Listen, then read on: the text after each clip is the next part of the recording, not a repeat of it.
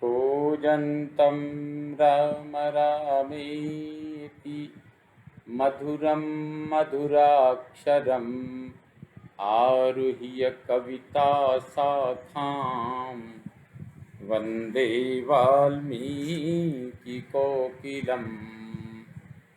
वाल्मीकिर्मुनिसिंहस्य कवितावनचारिणः शृण्वन् रामकथानादं को न याति परां गतिम्।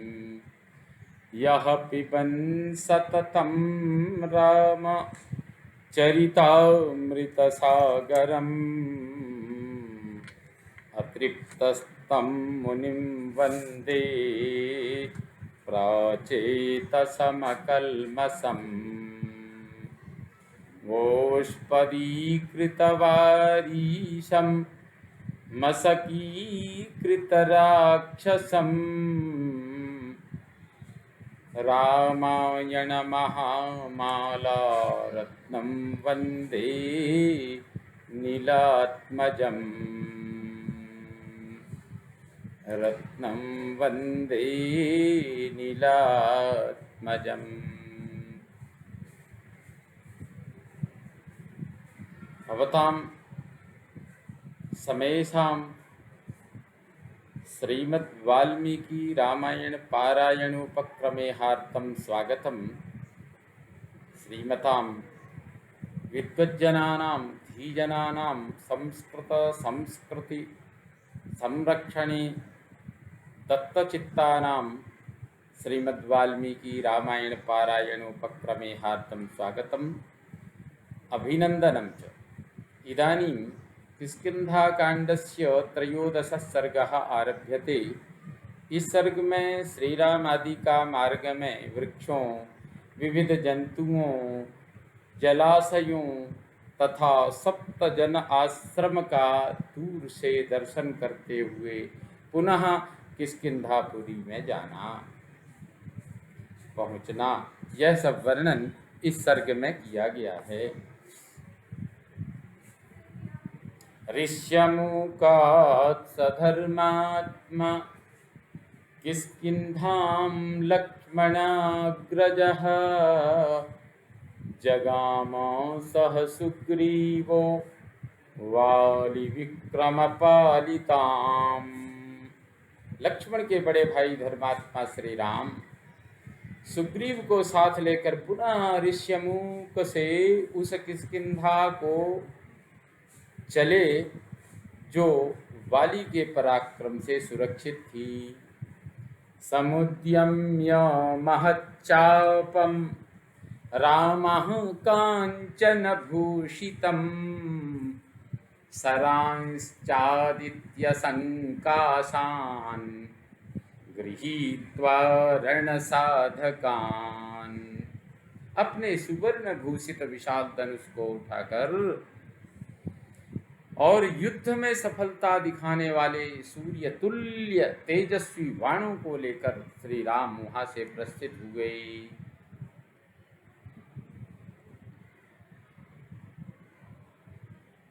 अग्रतस्तु ययौ तस्य राघवस्य महात्मनः सुग्रीवः संहतग्रीवो लक्ष्मणश्च महाबलः।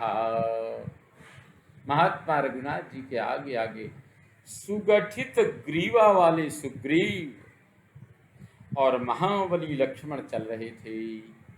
पृष्ठतो हनुमान वीरो नलो नीलश्च वीर्यवान् तारश्चैव महातेजा हरियूथपयूथपः। और उनके पीछे वीर हनुमान, नल पराक्रमी नील तथा वानर यूथपों के भी यूथपति महातेजस्वी तार चल रहे थे।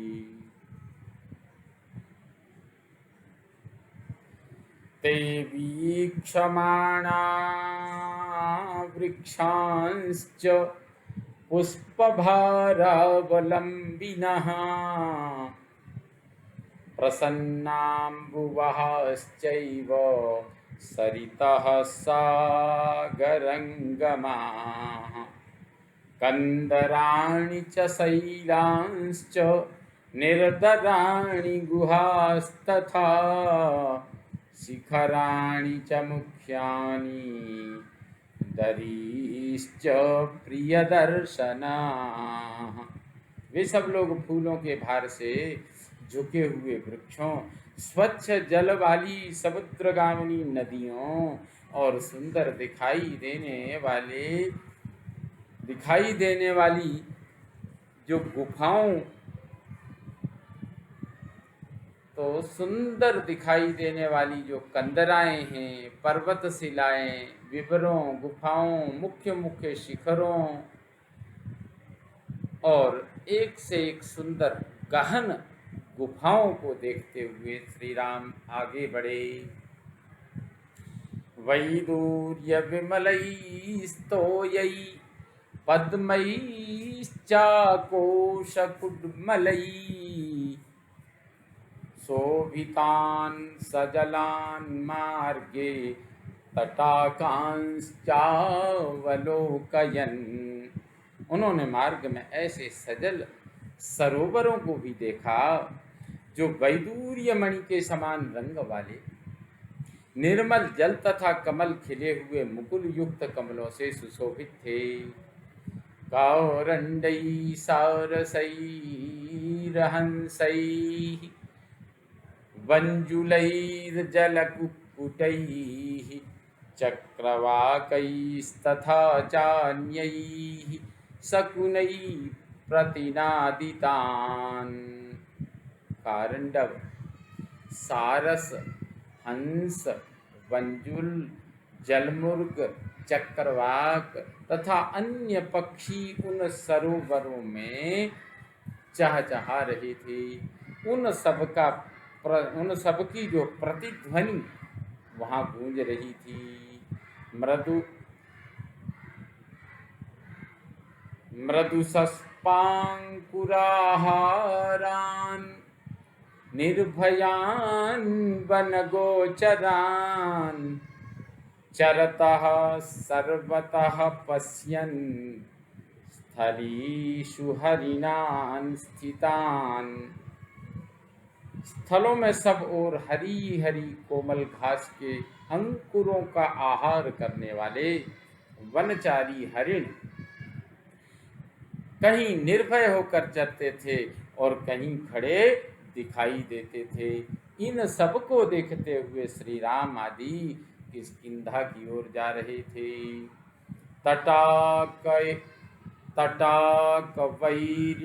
तटाकवैरिणश्चापि शुक्लदन्तविभूषितान् घोरानेकचरान् वन्यान् द्विरदान् कूलघातिनः मत्तान् गिरितटोत्कृष्टान् पर्वतानिव जङ्गमान् वानरान् द्विरदप्रख्यान् महीरेणुसमुक्षितान् वने वनचरांश्चान्यान् खेचरांश्च विहङ्गमान् पश्यन्तस्त्वरिता जगमुः सुग्रीव वशवर्तिनः। जो सफेद दांतों से सुशोभित थे, देखने में भयंकर थे, अकेले विचरते थे और किनारों को खोदकर नष्ट कर देने के कारण सरोवरों के शत्रु समझे जाते थे, ऐसे दो दांतों वाले मदमत्त जंगली हाथी चलते फिरते पर्वतों के समान जाते दिखाई देते थे। उन्होंने अपने दांतों से पर्वत के तट प्रांत को विदीर्ण कर दिया था। कहीं हाथी जैसे विशालकाय वानर दृष्टिगोचर होते थे जो धरती की धूल से नहा उठते थे। इनके सिवा उस वन में और भी बहुत जंगली जीव जंतु तथा आकाशचारी पक्षी विचरते दिखाई देते थे। इन सब को देखते हुए श्री राम आदि सब लोग सुग्रीव के वशवर्ती हो तीव्र गति से आगे बढ़ने लगे। तेषां तु गच्छतां तत्र त्वरितं रघुनन्दनः द्रुमशण्डवनं दृष्ट्वा रामः सुग्रीवमब्रवीत्। उन यात्रा करने वाले लोगों में वहां रघुकुल नंदन श्री राम ने वृक्ष समूहों से सघन वन को देखकर सुग्रीव से कहा, एष मेघ इवाकाशे वृक्षशण्डः प्रकाशते मेघसङ्घात विपुलः पर्यन्त कदलीवृतः। वानरराज, आकाश में मेघ की भांति जो यह वृक्षों का समूह प्रकाशित हो रहा है, क्या है? यह इतना विस्तृत है कि मेघों की घटा के समान छा रहा है। इसके किनारे किनारे केले के वृक्ष लगे हुए हैं, जिनसे वह सारा वृक्ष समूह घिर गया है। कि मैं तज्ज्ञातुमिच्छामि सखे कौतूहलं मम कौतूहलापनयनं कर्तुमिच्छाम्यहं त्वया।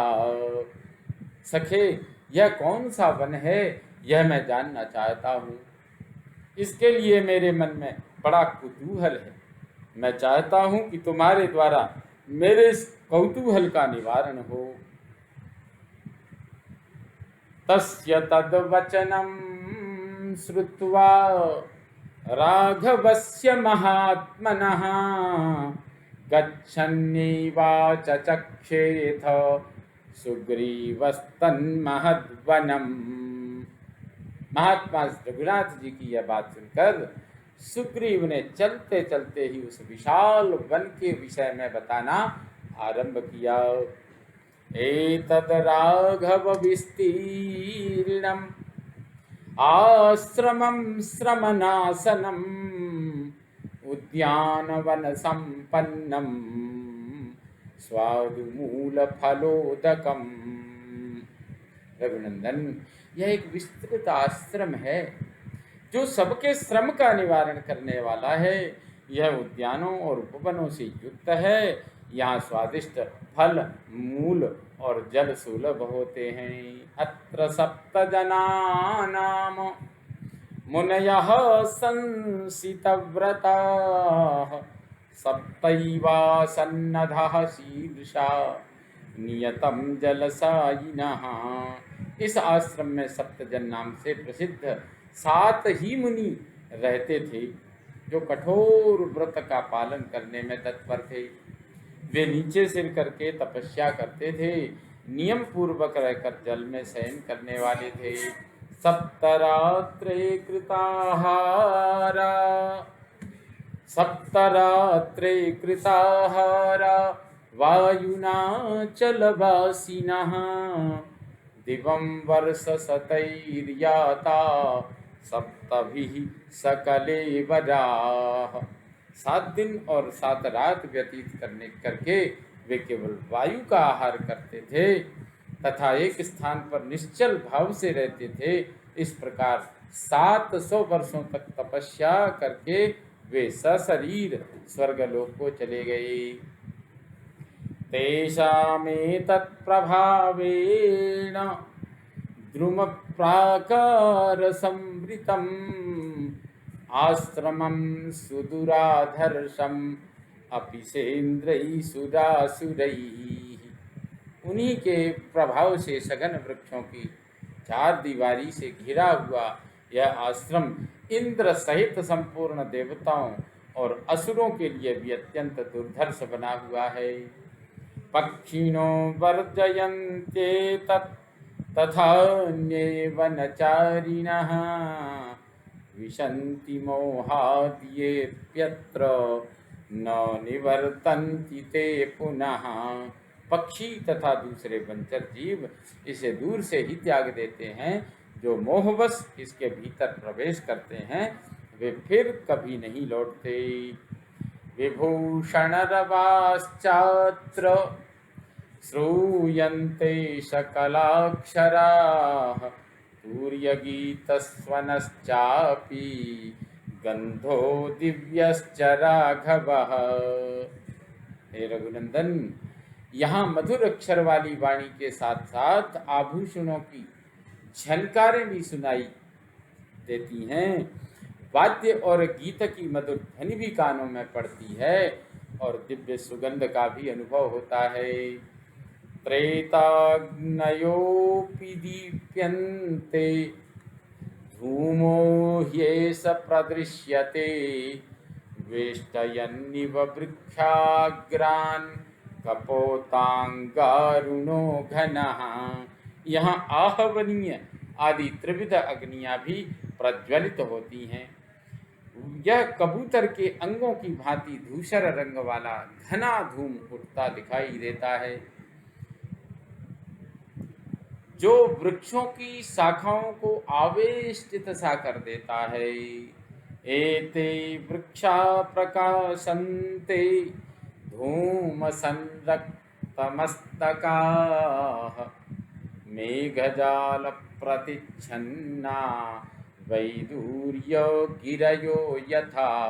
जिनकी शिखाओं पर होम धूम छा रहे हैं वे ये वृक्ष मेघ समूहों से आच्छादित हुए नीलम के पर्वतों की भांति प्रकाशित हो रहे हैं। गुरु प्रणामं धर्मात्मन्स्तेषामुद्दिश्य राघव लक्ष्मणेन सह भ्रात्रा प्रयतः संहतांजलि। धर्मात्मा रघुनंदन, आप मन को एकाग्र करके दोनों हाथ जोड़कर भाई लक्ष्मण के साथ उन मुनियों के उद्देश्य से प्रणाम कीजिए। प्रणमन्ति हि ये तेषां ऋषीणां भावितात्मनां न तेषाम् अशुभं किंचित् शरीरे राम विद्यते। श्री राम जो उन पवित्र अंतःकरण वाले ऋषियों को प्रणाम करते हैं उनके शरीर में किंचिन मात्र भी अशुभ नहीं रह जाता है। ततो रामः सह भ्रात्रा लक्ष्मणेन कृतांजलिः समुद्दिश्य महात्मानस्तान् ऋषीन् अभ्यवादयत्। तब भाई लक्ष्मण सहित श्री राम ने हाथ जोड़कर उन महात्मा ऋषियों के उद्देश्य से प्रणाम किया। अभिवाद्य च धर्मात्मा रामो भ्राता च लक्ष्मणः सुग्रीवो वानराश्चैव जग्मुः संहृष्टमानसाः। धर्मात्मा श्री राम, उनके छोटे भाई लक्ष्मण, सुग्रीव तथा अन्य सभी वानर उन ऋषियों को प्रणाम करके प्रसन्न चित्त हो आगे बढ़े। ते गत्वा दूरमध्वानं तस्मात् सप्तजनाश्रमात् ददृशुस्तां दुराधर्षां किष्किंधां वालिपालिताम्। उस सप्तजनाश्रम से दूर तक का मार्ग तय कर लेने के पश्चात उन सब ने वाली द्वारा सुरक्षित किष्किंधापुरी को देखा। ततस्तु रामानुज राम वानरा प्रगृह्य शस्त्राण्युदितोग्रतेजसः पुरीं सुरेशात्मजवीर्यपालितां वधाय शत्रो पुनरागतास्त्विह। तदनंतर श्री राम के छोटे भाई लक्ष्मण, श्री राम तथा वानर जिनका उग्र तेज उदित हुआ था, हाथों में अस्त्र शस्त्र लेकर इंद्र कुमार वाली के पराक्रम से पालित किष्किंधापुरी में शत्रुवध के निमित्त पुनः आ पहुँचे।